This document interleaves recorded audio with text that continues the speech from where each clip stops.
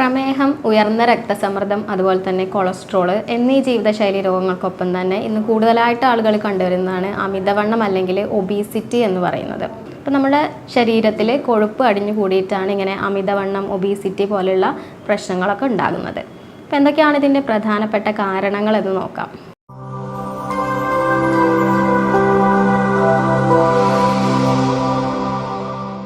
പ്രധാനമായും പാരമ്പര്യം ഒരു വളരെ വലിയൊരു ഫാക്ടറാണ്. അതുപോലെ തന്നെ ഇപ്പം നമ്മുടെ ലൈഫ് സ്റ്റൈല് കൂടുതലായിട്ട് ആൾക്കാർ ജങ്ക് ഫുഡ്സ്, ഫാസ്റ്റ് ഫുഡ്സ് ഒക്കെ കഴിക്കുന്ന ആൾക്കാരാണ്. അപ്പോൾ അത് വളരെ വലിയൊരു ഫാക്ടറാണ്. അതുകൂടാതെ സ്ട്രെസ്സ്, നമ്മുടെ ഉറക്കക്കുറവ് ഒക്കെ ഇങ്ങനെ ഒബീസിറ്റിയിലേക്ക് നയിക്കുന്നുണ്ട്. പിന്നെ മറ്റ് ചില അസുഖങ്ങളുടെ ഭാഗമായിട്ട് പ്രധാനമായിട്ടും PCOD, തൈറോയിഡ്, ഫാറ്റി ലിവർ പോലെയുള്ള അസുഖങ്ങളുടെ ഭാഗമായിട്ടും ഇങ്ങനെ ഒബീസിറ്റി അല്ലെങ്കിൽ അമിതവണ്ണം കണ്ടുവരാറുണ്ട്. കൂടാതെ കുട്ടികളിലാണെന്നുണ്ടെങ്കിൽ ഇന്ന് ഇങ്ങനെ ഒരു അമിതവണ്ണം അല്ലെങ്കിൽ പൊണ്ണത്തടി കണ്ടുവരുന്നുണ്ട്. അത് പ്രധാനമായും അവരുടെ ലൈഫ് സ്റ്റൈൽ കൊണ്ട് തന്നെയാണ്. അപ്പോൾ ഇത് കാരണം അവർക്ക് മടി, കോൺസെൻട്രേഷൻ ഇല്ലാത്ത അവസ്ഥ, അതുപോലെ ശ്വാസം മുട്ടൽ പോലുള്ള കണ്ടീഷൻസൊക്കെ ഇങ്ങനെ ഇത് കാരണം കണ്ടുവരുന്നുണ്ട്. അപ്പോൾ പ്രധാനമായും ഒരു വ്യക്തിയെ സംബന്ധിച്ച് പറയുകയാണെന്നുണ്ടെങ്കിൽ അയാൾക്ക് ഹൈറ്റിന് അനുസരിച്ചുള്ള വെയിറ്റ്, അയാളുടെ ഉയരത്തിനനുസരിച്ചിട്ടുള്ള ഭാരമാണ് അയാൾക്ക് വേണ്ടത്. അപ്പോൾ ഓരോ വ്യക്തികൾക്കും ഇത് വ്യത്യസ്തമായിട്ടാണ് ഉണ്ടാവുക. അപ്പം നിങ്ങൾക്ക് നിങ്ങളുടെ ഹൈറ്റിനനുസരിച്ചുള്ള വെയിറ്റ് തന്നെയാണോ എന്നുള്ളത് അറിയാൻ നമ്മൾ ചെയ്യുന്നതാണ് ബോഡി മാസ് ഇൻഡെക്സ് കാൽക്കുലേറ്റ് ചെയ്യുക എന്നുള്ളത്. അപ്പം അങ്ങനെ അല്ലാന്നുണ്ടെങ്കിലാണ് നിങ്ങൾ വെയിറ്റ് റെഡ്യൂസ് ചെയ്യുന്ന ടെക്നിക്കുകൾ, കാര്യങ്ങളൊക്കെ ചെയ്യേണ്ടത്. അപ്പോൾ ബോഡി മാസ് ഇൻഡെക്സ് കാൽക്കുലേറ്റ് ചെയ്യാൻ വേണ്ടിയിട്ട് നിങ്ങൾ weight in kilogram divided by height in metre square എന്നൊരു ഫോർമുല ഉണ്ട്, അതാണ് ഉപയോഗിക്കേണ്ടത്. അതായത് ഇപ്പോൾ 60 kg വെയിറ്റ് ഉള്ള ഒരു ആളാണ് എന്നുണ്ടെങ്കിൽ അതിനെ അയാളുടെ ഹൈറ്റ് ഒരു 150 സെൻറ്റിമീറ്റർ ആണെന്നുണ്ടെങ്കിൽ അതിന് നമ്മൾ മീറ്ററിലേക്ക് ആക്കുമ്പോൾ 1.5 വരും. അപ്പോൾ 1.5ൻ്റെ സ്ക്വയർ 2.25. അപ്പോൾ ഈ 60നെ 2.25 കൊണ്ട് ഡിവൈഡ് ചെയ്യുമ്പം 26.6 ആണ് കിട്ടുക. അപ്പോൾ ഇതാണ് അയാളുടെ BMI അല്ലെങ്കിൽ ബോഡി മാസ് ഇൻഡെക്സ് പറയുന്നത്. നോർമലി 18.5 മുതൽ 24.9 വരെയാണ് ഒരാൾക്ക് വേണ്ട നോർമൽ ബോഡി മാസ് ഇൻഡെക്സ്. അതിനുള്ളിൽ വരികയാണെന്നുണ്ടെങ്കിൽ അയാൾക്ക് കറക്റ്റായിട്ട് അയാളുടെ ഹൈറ്റിനനുസരിച്ചിട്ടുള്ള വെയിറ്റ് തന്നെയാണ് ഉണ്ടാവുക. എന്നാൽ ഈ 18.5 കുറവാണ് എന്നുണ്ടെങ്കിൽ അത് അണ്ടർ വെയിറ്റ് ആണ്, അതായത് അയാൾക്ക് ആവശ്യത്തിനുള്ള വെയിറ്റ് ഇല്ല എന്നുള്ളതാണ് അതിൻ്റെ അർത്ഥം. എന്നാൽ 25 മുതൽ 29.9 വരെയാണെന്നുണ്ടെങ്കിൽ അയാൾക്ക് ഓവർ വെയിറ്റ് ആണ് എന്നുള്ളതാണ്. അപ്പോൾ നേരത്തെ പറഞ്ഞ എക്സാമ്പിളിൽ 26.6 ആയിരുന്നു അയാൾക്കുള്ള BMI കിട്ടിയത്. അപ്പോൾ അത് അയാളുടെ ഓവർ വെയിറ്റ് ആണ്. അപ്പോൾ അത് നോർമലിലേക്ക് കൊണ്ടുവരണം. എന്നാൽ 30 മുതൽ 34.9 വരെ വരികയാണെന്നുണ്ടെങ്കിൽ അത് ഒബീസിറ്റി അല്ലെങ്കിൽ പൊണ്ണത്തടിയുടെ ഗ്രേഡ് 1 ആണ്. 35 മുതൽ 39.9 വരെയാണെങ്കിൽ അത് ഒബീസിറ്റി ഗ്രേഡ് 2 ആണ്. എബവ് 40 മുകളിലാണെന്നുണ്ടെങ്കിൽ അത് ഗ്രേഡ് 3. അതിനെ നമ്മൾ മോർബിഡ് ഒബീസിറ്റി എന്നാണ് പറയുന്നത്. അപ്പോൾ ഈ ഒബീസിറ്റി നമുക്ക് റിവേഴ്സ് ചെയ്യാനും നോർമലിലേക്ക് കൊണ്ടുവരാനും കുറച്ച് ബുദ്ധിമുട്ടുള്ള ഒരു കാര്യമാണ്. പൊതുവേ പല ആൾക്കാരും പല ടെക്നിക്കുകളും പല ഡയറ്റുകൾ ചെയ്തിട്ടാണ് ഇങ്ങനെ നോർമലിലേക്ക് അവരുടെ വെയിറ്റ് കുറയ്ക്കുന്നത്. അപ്പോൾ ഇതൊക്കെ ഹെൽത്തി ആയിട്ടുള്ളതാണോ? പൊതുവേ നമുക്ക് നമ്മുടെ ശരീരത്തിൽ 2 തരത്തിലുള്ള ഫാറ്റാണുള്ളത്. സബ്ക്യൂട്ടേനിയസ് ഫാറ്റ് എന്നും പറയും, വിസറൽ ഫാറ്റ് എന്നും പറയും. നമ്മുടെ സ്കിന്നിൻ്റെ അടിയിലൊക്കെ കാണുന്ന ഫാറ്റാണ് സബ്ക്യൂട്ടേനിയസ് ഫാറ്റ്. എന്നാൽ വിസറൽ ഫാറ്റാണ് നമ്മുടെ ആന്തരിക അവയവങ്ങൾ, ഇൻറ്റേർണൽ ഓർഗൻസിലും അതുപോലെ നമ്മുടെ വയറിലൊക്കെ അടിഞ്ഞു കൂടുന്നത് ഈ ഒരു വിസറൽ ഫാറ്റാണ്. അപ്പോൾ ഈ വിസറൽ ഫാറ്റ് കുറയ്ക്കുമ്പോഴാണ് നമുക്ക് ഈ അമിതവണ്ണത്തിനെയും പൊണ്ണത്തടീനെയൊക്കെ കൺട്രോൾ ചെയ്യാൻ പറ്റുന്നത്. അപ്പോൾ നിങ്ങൾക്ക് വിസറൽ ഫാറ്റ് അറിയാൻ വേണ്ടിയിട്ട് നിങ്ങളുടെ അംബിലിക്കസ് അല്ലെങ്കിൽ പൊക്കിളിന് ചുറ്റും ഒരു ടേപ്പ് വെച്ച് മെഷർ ചെയ്യുകയാണെന്നുണ്ടെങ്കിൽ അത് എബവ് 90 സെൻറ്റിമീറ്ററിൽ കൂടുതലാണ് എന്നുണ്ടെങ്കിൽ ഈ വിസറൽ ഫാറ്റ് കൂടുതലാണ് എന്നുള്ളതാണ് അതിൻ്റെ അർത്ഥം. ഈ പൊണ്ണത്തടിയുള്ള ആൾക്കാരിൽ കാണുന്ന പ്രധാനപ്പെട്ട ലക്ഷണങ്ങൾ എന്ന് പറയുന്നത് അവർക്ക് ശ്വാസം മുട്ടലുണ്ടാവാം, കിതപ്പ് ഉണ്ടാവാം, അതുപോലെ തന്നെ ക്ഷീണം, ഉറക്കക്കുറവ്, അങ്ങനെയുള്ള ലക്ഷണങ്ങളൊക്കെ കൂടുതലായിട്ട് കണ്ടുവരുന്നുണ്ട്. ഇനി എന്തുകൊണ്ടാണ് ചില ആളുകൾ എന്തൊക്കെ ചെയ്താലും ഫാറ്റ് ലോസ് ഉണ്ടാവാത്തത്? എന്തൊക്കെയാണ് അതിൻ്റെ കാരണങ്ങൾ? അവർ പല ഡയറ്റുകൾ എടുത്തിട്ടുണ്ടാവാം, പലതരത്തിലുള്ള എക്സസൈസുകൾ ചെയ്തിട്ടുണ്ടാവാം, എന്തൊക്കെ ചെയ്താലും അവർക്ക് ഫാറ്റ് ലോസ് ഉണ്ടാവുന്നില്ല. അപ്പോൾ എന്തൊക്കെയാണ് അതിൻ്റെ കാരണങ്ങൾ? പ്രധാനമായും നമ്മൾ വെയിറ്റ് ലോസ് എന്നുള്ളത് is equal to fat loss എന്നുള്ളതാണ്. അതായത് നമ്മുടെ ശരീരത്തിൽ മസിൽ ലോസ് ഉണ്ടാവാം, അതുപോലെ തന്നെ വാട്ടർ ലോസ്, അങ്ങനെയൊക്കെ വെയിറ്റ് കുറയാം. എന്നാൽ ഫാറ്റ് നഷ്ടപ്പെടുത്തി നമ്മൾ ഫാറ്റ് ബേൺ ചെയ്ത് വെയിറ്റ് കുറയ്ക്കുമ്പോഴാണ് ശരിയായിട്ടുള്ളൊരു വെയിറ്റ് റിഡക്ഷൻ ആയിട്ട് മാറുന്നത്. അപ്പോൾ ഇങ്ങനെ ഫാറ്റ് ലോസ് ഉണ്ടാവാത്തതിൻ്റെ പ്രധാനപ്പെട്ട അല്ലെങ്കിൽ അവർ ചെയ്യുന്ന തെറ്റുകൾ എന്തൊക്കെയാണെന്ന് വെച്ചാൽ പ്രധാനമായും അവർക്ക് മസിൽ ലോസ് ആണ് ഉണ്ടാകുന്നത്. അതായത് പ്രോട്ടീൻ ആയിരിക്കും അവരുടെ ശരീരത്തിൽ നിന്ന് നഷ്ടപ്പെടുന്നത്. നോർമലി ഒരാളുടെ ഒരു ദിവസത്തിൽ എടുത്ത് നോക്കുകയാണെന്നുണ്ടെങ്കിൽ 40% എനർജി കാർബോഹൈഡ്രേറ്റിൽ നിന്നും 30% പ്രോട്ടീനിൽ നിന്നും 30% ഫാറ്റിൽ നിന്നുമാണ് കിട്ടേണ്ടത്. എന്നാൽ അവർ പട്ടിണി കിടന്നൊക്കെയാണ് ഇങ്ങനെ വെയിറ്റ് കുറയ്ക്കണമെന്നുണ്ടെങ്കിൽ അവരുടെ പ്രോട്ടീനാണ് അവർക്ക് കൂടുതലായിട്ട് നഷ്ടപ്പെടുന്നത്. അവിടെ ഫാറ്റ് ബേൺ ചെയ്യുന്നില്ല, അങ്ങനെ ഫാറ്റ് ലോസ് ഉണ്ടാവുന്നില്ല. അതാണ് ഒന്നാമത്തെ കാരണം. മറ്റൊരു കാരണം എന്ന് പറയുന്നത് അവർക്ക് കൂടുതലായിട്ട് സ്ട്രെസ്സ് ഉള്ള ആൾക്കാരൊക്കെ ആണെന്നുണ്ടെങ്കിൽ ഇങ്ങനെ പൊണ്ണത്തടി കുറയാതെ കാണാറുണ്ട്. അതുകൂടാതെ ഉറക്കക്കുറവ് അല്ലെങ്കിൽ അവരുടെ മെറ്റബോളിസം ഭയങ്കര കുറവായിട്ടുള്ള ആൾക്കാരാണെന്നുണ്ടെങ്കിൽ ഇങ്ങനെ കാണാം. മിനിമം ഒരു ദിവസം ഒരു 7 മുതൽ 8 മണിക്കൂർ വരെ ഉറങ്ങാത്ത ആൾക്കാരാണ് എന്നുണ്ടെങ്കിൽ അവരുടെ ഫാറ്റ് ശരിക്കും ലോസ് ഉണ്ടാവില്ല, ഫാറ്റ് ബേൺ ഉണ്ടാവില്ല എന്നുള്ളതാണ്. അതുകൂടാതെ ചില ആൾക്കാരുണ്ട് നന്നായിട്ട് ഭക്ഷണം കുറയ്ക്കുകയും ചെയ്യും, എന്നാൽ എക്സസൈസുകൾ കൂടുതലായിട്ട് ഓവർ സ്ട്രെയിനിങ് ആയിട്ട് ചെയ്യുകയും ചെയ്യും. അപ്പോൾ അവർക്ക് ഹോർമോണൽ ഇംബാലൻസ് ഉണ്ടാവും. അങ്ങനെയാണെന്നുണ്ടെങ്കിലും അവർക്ക് പൊണ്ണത്തടിയിൽ നിന്ന് അല്ലെങ്കിൽ ഫാറ്റ് ലോസ് ഉണ്ടാവില്ല. പിന്നെ നമ്മുടെ ശരീരത്തിൽ നമ്മൾ വെയിറ്റ് ലോസ് ചെയ്യാൻ നിൽക്കുമ്പോൾ ഫസ്റ്റ് നഷ്ടപ്പെടുന്നത് വാട്ടർ അല്ലെങ്കിൽ വെള്ളമാണ്. അപ്പോൾ ഫസ്റ്റൊക്കെ നമ്മൾ ഇങ്ങനെ വെയിറ്റ് ലോസ് ചെയ്യുന്ന സമയത്ത് കുറച്ച് പെട്ടെന്ന് തന്നെ നമുക്ക് വെയിറ്റ് കുറഞ്ഞു കിട്ടും. പക്ഷെ ഒരു പോയിന്റ് എത്തിക്കഴിഞ്ഞപ്പോൾ എന്തൊക്കെ ചെയ്താലും നമുക്ക് വെയിറ്റ് കുറയാത്തൊരു കണ്ടീഷൻ വരും. അതിനുള്ള കാരണം ഫസ്റ്റ് നമ്മുടെ ശരീരത്തിൽ നിന്നും വെള്ളം നഷ്ടപ്പെടുമ്പോൾ കുറച്ച് പെട്ടെന്നൊക്കെ വെയിറ്റ് കുറയും, പിന്നെയാണ് ഫാറ്റ് നഷ്ടപ്പെടുള്ളൂ. ഫാറ്റ് അങ്ങനെ കുറഞ്ഞു വരാൻ കുറച്ച് സമയമെടുക്കും. അപ്പോൾ അതുകൊണ്ട് ചില ആൾക്കാർക്ക് ഇനി എന്ത് ചെയ്തിട്ട് കാര്യമില്ല, മടുത്തു എന്ന് പറഞ്ഞിരിക്കുന്നവരുണ്ട്. അപ്പോൾ നമ്മൾ എന്ത് ചെയ്യുകയാണെന്നുണ്ടെങ്കിലും അത് കൺസിസ്റ്റൻ്റ് ആയിട്ട് ചെയ്യുക എന്നുള്ളതും അതിൽ വളരെ ഇമ്പോർട്ടൻ്റ് ആയിട്ടുള്ള ഒരു കാര്യമാണ്. ഇനി പല ആൾക്കാരും ചോദിക്കാറുണ്ട് നമുക്ക് ഏതാണ് വെയിറ്റ് കുറയ്ക്കാൻ വേണ്ടിയിട്ട് ഏറ്റവും നല്ല മെത്തേഡ് എന്താണ്, ഏതാണ് ബെസ്റ്റ് മെത്തേഡ്, നമുക്ക് ഹെൽത്തി ആയിട്ട് എങ്ങനെ വെയിറ്റ് കുറയ്ക്കാം, മറ്റ് കോംപ്ലിക്കേഷൻസ് ഒന്നും ഇല്ലാതെ ഏത് മെത്തേഡാണ് നല്ലതെന്ന് ചോദിക്കാറുണ്ട്. എൻ്റെ ഒരു അഭിപ്രായത്തിൽ ഇൻ്റർമീഡിയറ്റ് ഫാസ്റ്റിംഗ് എന്ന് പറഞ്ഞൊരു മെത്തേഡ് ഉണ്ട്. അതാണ് ഏറ്റവും ബെസ്റ്റ് ആയിട്ടുള്ള മെത്തേഡ് എന്ന് പറയുന്നത്. ഇപ്പം ഭക്ഷണം ഒഴിവാക്കാൻ മടിയുള്ള ആൾക്കാരാണെങ്കിൽ, അല്ലെങ്കിൽ നിങ്ങൾക്ക് എന്തൊക്കെ ചെയ്തിട്ടും തടി കുറയുന്നില്ല എന്നുള്ള ആൾക്കാരൊക്കെ ആണെന്നുണ്ടെങ്കിലൊക്കെ ഈ മെത്തേഡ് വളരെ യൂസ്ഫുള്ളാണ്. അതുപോലെ തന്നെ ഇതിന് വേറെ കോംപ്ലിക്കേഷൻസോ വേറെ ബുദ്ധിമുട്ടുകളോ കാര്യങ്ങളോ ഒന്നും നിങ്ങൾക്ക് ഉണ്ടാവുകയുമില്ല. അപ്പോൾ പല മെത്തേഡുകളും നിങ്ങൾ യൂസ് ചെയ്യുമ്പോൾ അത് ചിലപ്പം ഹെൽത്തി ആയിട്ടുള്ള മെത്തേഡ് ആവണമെന്നില്ല. നിങ്ങൾ ഒറ്റയടിക്ക് ഒരു മാസം കൊണ്ടൊക്കെ എബൌട്ട് 20 kg ഒക്കെ കുറയ്ക്കുന്നവരുണ്ടെങ്കിൽ അതൊരിക്കലും ഹെൽത്തി ആയിട്ടുള്ള മെത്തേഡ് ആവണമെന്നില്ല. ഈ ഒരു മെത്തേഡ് ഇൻവെൻറ്റ് ചെയ്തതിന് 2016 നോബൽ പ്രൈസ് കിട്ടിയിട്ടുണ്ട്. ഇതിൽ പ്രധാനമായും സംഭവിക്കുന്നത് എന്താണെന്ന് വെച്ചാൽ ഓട്ടോഫാജി എന്ന് പറഞ്ഞൊരു പ്രോസസ്സാണ്. അതായത് നമ്മുടെ ശരീരത്തിൽ ബാക്ടീരിയ, വൈറസ് ഒക്കെ നമ്മുടെ ശരീരത്തിലേക്ക് എൻ്റർ ആകുമ്പോൾ ആ ഒരു ഇൻഫെക്ഷനൊക്കെ കഴിഞ്ഞാൽ നമ്മുടെ ശരീരത്തിൽ കുറേ ഡെഡ് സെൽസ് ഉണ്ടായിരിക്കും, മൃതകോശങ്ങളൊക്കെ ഉണ്ടാവും. അപ്പോൾ അതിനൊക്കെ പുറന്തള്ളുന്ന ഒരു പ്രോസസ്സാണ് ഓട്ടോഫാജി എന്നുള്ളത്. അതുപോലെ തന്നെ അടിഞ്ഞു കൂടി കിടക്കുന്ന കൊഴുപ്പ്, ആവശ്യമില്ലാത്ത കലോറികളൊക്കെ ഈ ഒരു പ്രോസസ്സിലൂടെ പുറന്തള്ളപ്പെടും. ഓട്ടോ മീൻസ് സെൽഫ് എന്നുള്ളതാണ്.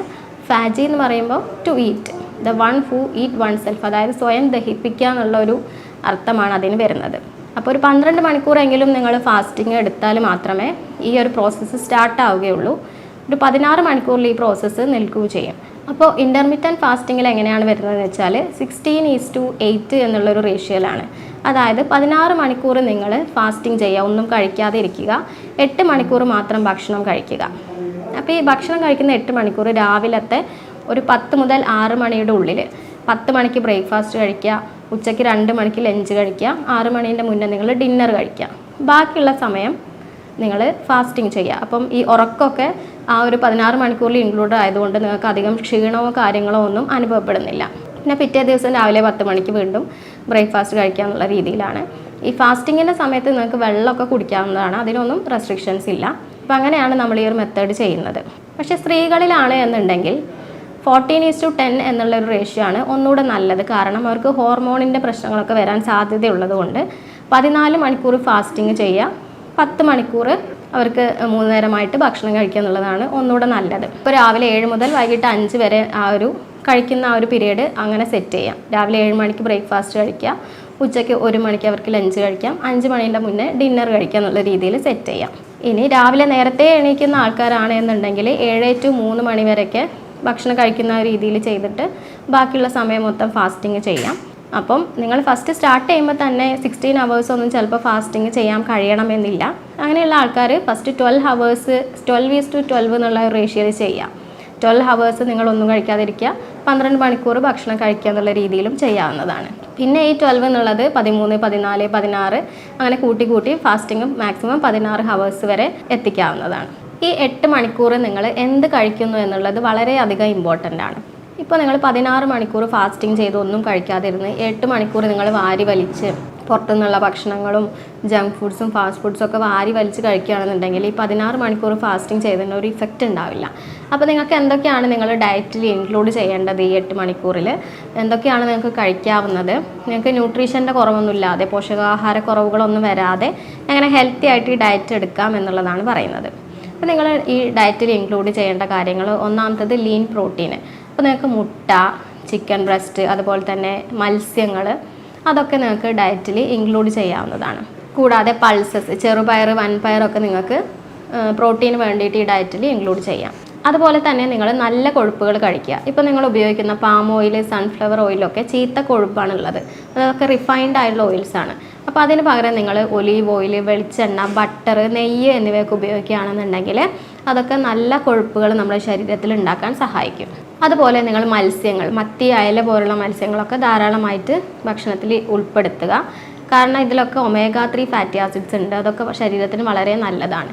പിന്നെ അതുപോലെ തന്നെ നിങ്ങൾ ചിക്കൻ ആണെങ്കിലും ഫിഷ് ആണെങ്കിലും ഒക്കെ എടുക്കുന്ന സമയത്ത് അത് മാക്സിമം കറി വെച്ച് തന്നെ ഉപയോഗിക്കാൻ വേണ്ടി ശ്രമിക്കുക. അല്ലാതെ വറുത്ത് കഴിച്ചാൽ അതിലുള്ള നല്ല കൊഴുപ്പിൻ്റെ ആ ഒരു സ്ട്രക്ചർ മാറുകയും അത് നിങ്ങളുടെ ശരീരത്തിന് ഉപയോഗപ്രദമല്ലാത്ത രീതിയിൽ ആവുകയും ചെയ്യും. പിന്നെ നിങ്ങൾ വെജിറ്റബിൾസ് നന്നായിട്ട് കഴിക്കുക. വെജിറ്റബിൾസ് കഴിക്കുന്ന സമയത്ത് ലോ കാർബോഹൈഡ്രേറ്റ് ഉള്ള വെജിറ്റബിൾസ് ആണ് നിങ്ങൾ കഴിക്കേണ്ടത്. അതെന്ന് പറയുമ്പം ക്യാബേജ്, കോളിഫ്ലവർ, ബ്രൊക്കോളി, അതുപോലെ തന്നെ തക്കാളി, ഇലക്കറികൾ, ചീര, അതൊക്കെ നിങ്ങൾ ഭക്ഷണത്തിൽ നന്നായിട്ട് ഉൾപ്പെടുത്തുക. അതുപോലെ തന്നെ ഫ്രൂട്ട്സ് അല്ലെങ്കിൽ പഴങ്ങൾ, നിങ്ങൾ ലോ ഗ്ലൈസീമിക് ഇൻഡെക്സ് ഉള്ള പഴങ്ങൾ കഴിക്കുക. അതിൽ വരുന്നതാണ് നമ്മുടെ സിട്രസ് ഫ്രൂട്ട്സ്, അതായത് ഓറഞ്ച്, നാരങ്ങ, മുസമ്പി എന്നിവയൊക്കെ. അതുകൂടാതെ ആപ്പിൾ, പേരയ്ക്ക, തണ്ണിമത്തൻ എന്നിവയൊക്കെ നിങ്ങൾക്ക് ഭക്ഷണത്തിൽ ഉൾപ്പെടുത്താം. നിങ്ങളെപ്പോഴും കോംപ്ലക്സ് ആയിട്ടുള്ള കാർബോഹൈഡ്രേറ്റുകൾ ആണ് ഉപയോഗിക്കേണ്ടത്. സിമ്പിൾ കാർബോഹൈഡ്രേറ്റുകൾ ഒഴിവാക്കുക. സിമ്പിൾ കാർബോഹൈഡ്രേറ്റ് എന്ന് പറയുമ്പോൾ ഷുഗർ, അതുപോലെ കേക്ക്, സിറപ്പ്, അങ്ങനെയുള്ളതൊക്കെ ഒഴിവാക്കുക. കോംപ്ലക്സ് കാർബോഹൈഡ്രേറ്റുകൾ എന്ന് പറയുമ്പോൾ മെയിനായിട്ട് വരുന്നത് നമ്മുടെ ബ്രൗൺ റൈസ്, ഗ്രെയിൻസ്, അങ്ങനെയുള്ളതൊക്കെയാണ്. ഇത്രയും കാര്യങ്ങളൊക്കെ നിങ്ങൾ ഡയറ്റിൽ ഉൾപ്പെടുത്തുക. പിന്നെ പലർക്കുള്ളൊരു സംശയമാണ് ഈ ഫാസ്റ്റിങ്ങിൻ്റെ സമയത്ത് വെള്ളം കുടിക്കാൻ പറ്റുമോ എന്നുള്ളത്. ഫാസ്റ്റിങ്ങിൻ്റെ സമയത്ത് നിങ്ങൾക്ക് വെള്ളം കുടിക്കാം, ചായ, കോഫി, ഗ്രീൻ ടീ എന്നിവയൊക്കെ നിങ്ങൾക്ക് ഉപയോഗിക്കാവുന്നതാണ്. പക്ഷേ അതിൽ ഷുഗർ ഒഴിവാക്കുക എന്നുള്ളതാണ്. അതുപോലെ തന്നെ നിങ്ങൾ വെള്ളം കുടിക്കുക എന്ന് പറയുമ്പം 25 കിലോ ഉള്ള ഒരാൾക്ക് 1 ലിറ്റർ വെള്ളമാണ് കുടിക്കേണ്ടത്. ഇപ്പോൾ നിങ്ങൾ 50 കിലോ ആണെങ്കിൽ 2 ലിറ്റർ വെള്ളം കുടിക്കുക. ആ ഒരു രീതിയിലാണ് നിങ്ങൾ വെള്ളം കുടിക്കേണ്ടത്. അപ്പോൾ ഇത്രയൊക്കെയാണ് നിങ്ങൾ ഭക്ഷണത്തിൽ ഉൾപ്പെടുത്തേണ്ടത്. അതുപോലെ തന്നെ സിന്നമൺ ടീ അല്ലെങ്കിൽ കറുകപ്പട്ട ഇട്ട ചായയൊക്കെ കുടിച്ചാൽ നിങ്ങൾക്ക് ഫാറ്റ് ലോസ് പെട്ടെന്ന് എളുപ്പത്തിലാവുകയും ചെയ്യും. അതുപോലെ തന്നെ നിങ്ങൾക്ക് വിശപ്പ് അറിയാതെ അത് പോവുകയും ചെയ്യും. പിന്നെ വെജിറ്റബിൾ സൂപ്പ്, എല്ല് സൂപ്പ്, അതൊക്കെ ഭക്ഷണത്തിൽ ഉൾപ്പെടുത്തുക. കൂടാതെ കുക്കുംബർ ഇട്ട വെള്ളം മാത്രം നിങ്ങൾക്ക് കുടിച്ചാൽ അതൊക്കെ വളരെ നല്ലതായിട്ട് പറയപ്പെടുന്നുണ്ട്. ഇനി നിങ്ങൾ ഈ ഡയറ്റിൽ ഒഴിവാക്കേണ്ട കാര്യങ്ങൾ എന്തൊക്കെയാണ്? പ്രധാനമായിട്ടും മൈദ നിങ്ങൾ ഒഴിവാക്കുക എന്നുള്ളതാണ്. അതുപോലെ തന്നെ ഷുഗർ, അതായത് പഞ്ചസാര, അതൊക്കെ നിങ്ങൾ പരമാവധി ഭക്ഷണത്തിൽ കുറയ്ക്കുക. പിന്നെ പ്രോസസ്ഡ് ആയിട്ടുള്ള ഫുഡ്സ്, അതായത് നമ്മുടെ ബർഗർ, ബിസ്ക്കറ്റ്സ്, അതൊക്കെ പരമാവധി ഭക്ഷണത്തിൽ നിന്നും ഒഴിവാക്കുക. പിന്നെ ഓവറായിട്ട് വാരി വലിച്ച് കഴിക്കാതിരിക്കുക. 2 ബിരിയാണിയൊക്കെ ഒരുമിച്ച് കഴിക്കുക, അങ്ങനെയുള്ളതൊന്നും കൂടുതലായിട്ട് ഒഴിവാക്കുകയാണ് വേണ്ടത്. അതുപോലെ തന്നെ ചോക്ലേറ്റ്സ്, ഐസ്ക്രീം, ഫലൂദയൊക്കെ ഒരുപാട് കഴിക്കുന്നതൊക്കെ നിങ്ങൾ ഭക്ഷണത്തിൽ നിന്ന് ഒഴിവാക്കുക. പിന്നെ നേരത്തെ പറഞ്ഞതുപോലെ റിഫൈൻഡ് ആയിട്ടുള്ള ഓയിൽസ് ഭക്ഷണത്തിൽ നിന്ന് ഒഴിവാക്കുക. നല്ല കൊഴുപ്പുകൾ ഭക്ഷണത്തിൽ ഉൾപ്പെടുത്തുകയാണ് വേണ്ടത്. ഈ ഇൻ്റർമീഡിയറ്റ് ഫാസ്റ്റിംഗ് നമ്മൾ ഹെൽത്ത് മെയിൻറ്റെയിൻ ചെയ്യാൻ വേണ്ടിയിട്ടും ചെയ്യാറുണ്ട്, വെയിറ്റ് കുറയ്ക്കാൻ വേണ്ടിയിട്ടും ചെയ്യാറുണ്ട്. ഒരുപാട് ബെനഫിറ്റ്സ് ഇതിനുണ്ട്. അതായത് നിങ്ങൾക്ക് പ്രമേഹം, അതുപോലെ കൊളസ്ട്രോൾ, യൂറിക് ആസിഡ്, ഷുഗർ, ഇതൊക്കെ കുറയ്ക്കാൻ വേണ്ടിയിട്ടും, അതുപോലെ ഫാറ്റി ലിവറൊക്കെ അതിൻ്റെയൊക്കെ ഇൻറ്റൻസിറ്റി ഒക്കെ കുറയ്ക്കാൻ വേണ്ടിയിട്ട് നിങ്ങൾക്ക് ഇൻ്റർമീഡിയറ്റ് ഫാസ്റ്റിംഗ് നിങ്ങൾക്ക് ചെയ്യാവുന്നതാണ്. എന്നാൽ നമ്മൾ വെയിറ്റ് കുറയ്ക്കാൻ വേണ്ടി ഇത് ചെയ്യുന്ന സമയത്ത് നിങ്ങൾ ഇതിൻ്റെ കൂടെ തന്നെ എക്സസൈസും കൂടിയും ചെയ്യണം എന്നുള്ളതാണ്. അപ്പോൾ നോർമലി ഫാസ്റ്റിംഗ് ചെയ്യുന്നതിൻ്റെക്കാട്ടിലും ഇരട്ടി വേഗത്തിൽ നിങ്ങൾക്ക് എക്സസൈസും കൂടി ഇതിൻ്റെ ഒപ്പം ആഡ് ചെയ്യുകയാണെന്നുണ്ടെങ്കിൽ കുറച്ചും കൂടി ഇരട്ടി വേഗത്തിൽ നിങ്ങളുടെ വെയിറ്റ് കുറയും. അപ്പോൾ നിങ്ങൾ എപ്പോഴാണ് എക്സസൈസ് ചെയ്യേണ്ടത് എന്ന് ചോദിച്ചാൽ, നിങ്ങൾ ഭക്ഷണം രാവിലെയൊക്കെ ബ്രേക്ക്ഫാസ്റ്റ് കഴിക്കുന്നതിന് തൊട്ട് മുന്നേ നിങ്ങൾക്ക് കഴിക്കാം. അപ്പോൾ ആ ഒരു ഇതിൻ്റെ ക്ഷീണം നിങ്ങൾക്ക് അങ്ങനെ അറിയില്ല. പിന്നെ കുറച്ച് കഴിയുമ്പോൾ നമ്മൾ ഫുഡ് കഴിക്കുന്നതുകൊണ്ട്, അല്ലെങ്കിൽ ഫുഡ് കഴിച്ചതിന് ശേഷമാണെന്നുണ്ടെങ്കിൽ ഫുഡ് കഴിച്ചൊരു 2 to 3 മണിക്കൂറിന് ശേഷം നിങ്ങൾക്ക് എക്സസൈസ് ചെയ്യാം. അപ്പോൾ നിങ്ങൾ ഫുഡിൽ കൂടുതൽ ഫാറ്റ് കുറച്ചിട്ട് പ്രോട്ടീനൊക്കെ കൂടുതലായിട്ട് ഉൾപ്പെടുത്താൻ വേണ്ടിയിട്ട് ശ്രമിക്കുക എന്നുള്ളതാണ്. ഇൻ്റർമീഡിയറ്റ് ഫാസ്റ്റിംഗ് ചെയ്യുമ്പോൾ ഇൻസുലിൻ കുറയും, അതുപോലെ ഹ്യൂമൻ ഗ്രോത്ത് ഹോർമോൺ കൂടുകയുമാണ് ചെയ്യുന്നത്. അപ്പോൾ നിങ്ങളുടെ മസിൽ ബേൺ ഒരിക്കലും ഉണ്ടാവില്ല, ഫാറ്റ് ബേൺ ആണ് സംഭവിക്കുന്നത്. അപ്പോൾ ഈ ഇൻ്റർമീഡിയറ്റ് ഫാസ്റ്റിംഗ് ചെയ്യാൻ പറ്റാത്ത ആരെങ്കിലും ഉണ്ടോ എന്ന് ചോദിച്ചാൽ, ഇത് പ്രധാനമായും 18 വയസ്സിന് താഴെയുള്ള കുട്ടികളൊന്നും ഇത്തരത്തിലുള്ള ഫാസ്റ്റിങ്ങുകൾ ചെയ്യാതിരിക്കുന്നതാണ് നല്ലത്. കാരണം 18 വയസ്സിന് താഴെ ബ്രെയിൻ ഡെവലപ്മെൻറ്റ് സംഭവിക്കുന്ന ആ ഒരു ടൈമാണ്. അപ്പോൾ ആ സമയത്ത് നമുക്ക് ഒരുപാട് ന്യൂട്രിയൻസും പോഷകാഹാരങ്ങളൊക്കെ നമുക്ക് ആവശ്യമാണ്. അപ്പോൾ ആ സമയത്ത് ഇങ്ങനെയുള്ള ഫാസ്റ്റിങ്ങുകളൊന്നും മാക്സിമം ചെയ്യാതിരിക്കുക. കൂടാതെ ഗർഭിണികളിൽ അതുപോലെ തന്നെ ബ്രസ്റ്റ് ഫീഡിങ് ചെയ്യുന്ന അമ്മമാരിലൊക്കെ ഇത് ഒഴിവാക്കുകയാണ് വേണ്ടത്. ഇനി പ്രഗ്നൻസിക്ക് ശ്രമിക്കുന്ന ആൾക്കാരാണെന്നുണ്ടെങ്കിലും ഇത് ഒന്ന് ഒഴിവാക്കുക. അതുകൂടാതെ നിങ്ങൾക്ക് ശ്വാസകോശ സംബന്ധമായ രോഗങ്ങളോ ആസ്മയോ ഉള്ള ആൾക്കാരാണെന്നുണ്ടെങ്കിലും ഹൃദയ സംബന്ധമായ രോഗങ്ങളുള്ളവരാണെങ്കിലോ ഗൗട്ടൊക്കെ പോലെയുള്ള വാദസംബന്ധമായ പ്രശ്നങ്ങളുള്ളവരൊക്കെ ആണെങ്കിൽ അവരവരുടെ ഡോക്ടറുടെ നിർദ്ദേശപ്രകാരം മാത്രം ഇത്തരത്തിലുള്ള കാര്യങ്ങളൊക്കെ ചെയ്യുക. കൂടാതെ ഡയബറ്റീസ് ഉള്ള ആൾക്കാരൊക്കെ ആണെന്നുണ്ടെങ്കിൽ അവരുടെ ഡോക്ടറോട് നിർദ്ദേശം ചോദിച്ചിട്ട് മാത്രം ഇത്തരത്തിലുള്ള ഫാസ്റ്റിങ്ങുകൾ ചെയ്യേണ്ടതാണ്. കാരണം നമ്മൾ ഡയബറ്റീസിൽ ഓൾറെഡി ഷുഗർ ലെവൽ കുറയ്ക്കാനുള്ള മെഡിസിൻസ് ആണ് കഴിക്കുന്നത്. ഇൻ്റർമിറ്റൻറ്റ് ഫാസ്റ്റിംഗ് ചെയ്യുന്ന സമയത്ത് എന്തായാലും ഷുഗർ ലെവൽ റെഡ്യൂസ് ചെയ്യും. അപ്പോൾ അതുകൊണ്ട് അവരുടെ ഡോക്ടറോട് ചോദിച്ചിട്ട് മാത്രം ഇങ്ങനെയുള്ള ഫാസ്റ്റിംഗ് ചെയ്യാവുന്നതാണ്. അതുപോലെ തന്നെ പോഷകാഹാരക്കുറവുള്ള ആൾക്കാർ, അണ്ടർ വെയ്റ്റ് ആയിട്ടുള്ള ആൾക്കാരൊക്കെ ഈ ഫാസ്റ്റിംഗ് ഉപയോഗിക്കാതിരിക്കുന്നതാണ് നല്ലത്. അപ്പോൾ ഇതിൻ്റെ കലോറി ബേസ്ഡ് ഒക്കെ പറയുകയാണെന്നുണ്ടെങ്കിൽ നിങ്ങളൊരു പ്ലേറ്റിൻ്റെ അരഭാഗത്തോളം ഫ്രൂട്ട്സ്, വെജിറ്റബിൾസ് അതുപോലെ തന്നെ ഇലക്കറികളൊക്കെ ഫില്ല് ചെയ്യുക. കാൽഭാഗത്തോളം പ്രോട്ടീനും കാൽഭാഗത്തോളം കോംപ്ലക്സ് കാർബോഹൈഡ്രേറ്റ്സുകളും ഫില്ല് ചെയ്യുക. ഇതാണ് ഐഡിയലായിട്ട് കഴിക്കേണ്ടത്. അപ്പോൾ ഇങ്ങനെ കഴിക്കുകയാണെന്നുണ്ടെങ്കിൽ നിങ്ങൾക്ക് ന്യൂട്രീഷണൽ ഡെഫിഷ്യൻസിയോ പോഷകാഹാരക്കുറവോ ഒന്നും തന്നെ ഉണ്ടാവുകയില്ല. പിന്നെ അത് ഫസ്റ്റ് സ്റ്റാർട്ട് ചെയ്യുന്ന ആൾക്കാരാണെന്നുണ്ടെങ്കിൽ കൂടുതലായിട്ട് കലോറി ഒരു ബോധർ കൊടുക്കേണ്ട ആവശ്യമില്ല. നിങ്ങൾ പതുക്കെ പതുക്കെ ഈ ഒരു മെത്തേഡിലേക്ക് എത്തുക. മാക്സിമം 12 hours നിന്ന് സ്റ്റാർട്ട് ചെയ്ത് 16 hours വരെ ഫാസ്റ്റിങ്ങിലേക്ക് എത്താൻ വേണ്ടിയിട്ട് ശ്രമിക്കുക. അപ്പോൾ നിങ്ങൾക്ക് മറ്റ് ആരോഗ്യ പ്രശ്നങ്ങളൊന്നും ഇല്ലാതെ, മറ്റ് കോംപ്ലിക്കേഷൻസോ കാര്യങ്ങളൊന്നും ഇല്ലാതെ വളരെ ഹെൽത്തി ആയിട്ട് ചെയ്യാൻ പറ്റുന്ന ഒരു ഫാസ്റ്റിംഗ് ആണ് ഇൻ്റർമിറ്റൻറ്റ് ഫാസ്റ്റിംഗ് എന്നുള്ളത്. അതിൻ്റെ കൂടെ തന്നെ നിങ്ങൾ എക്സസൈസുകൾ കൂടി ചെയ്യുകയാണെന്നുണ്ടെങ്കിൽ അതിന് വളരെ നല്ലൊരു ഇഫക്റ്റാണ് നിങ്ങൾക്ക് ഉണ്ടാകുന്നത്. അപ്പോൾ നിങ്ങൾ ഇത്തരത്തിലുള്ള ഓവർ വെയ്റ്റിൻ്റെ ബുദ്ധിമുട്ടുകളോ അല്ലെങ്കിൽ PCOD, തൈറോയ്ഡ് പോലുള്ള ബുദ്ധിമുട്ടുകളൊക്കെ അനുഭവിക്കുന്നുണ്ടെന്നുണ്ടെങ്കിൽ നിങ്ങൾ തീർച്ചയായിട്ടും ഒരു ഡോക്ടറുടെ നിർദ്ദേശം സ്വീകരിക്കുക. അപ്പോൾ ഇതുമായി ബന്ധപ്പെട്ട് നിങ്ങൾക്ക് എന്തെങ്കിലും സംശയങ്ങളോ എന്തെങ്കിലും ആവശ്യമുണ്ടെങ്കിൽ നിങ്ങൾക്ക് താഴെ കാണുന്ന നമ്പറിൽ എന്നെ കോൺടാക്റ്റ് ചെയ്യാവുന്നതാണ്. ഞാൻ ഡോക്ടർ ശ്രീകല, ഡോക്ടർ ബാസിൽ സോമിയോ ഹോസ്പിറ്റൽ, പാണ്ടിക്കാട്, മലപ്പുറം ജില്ല.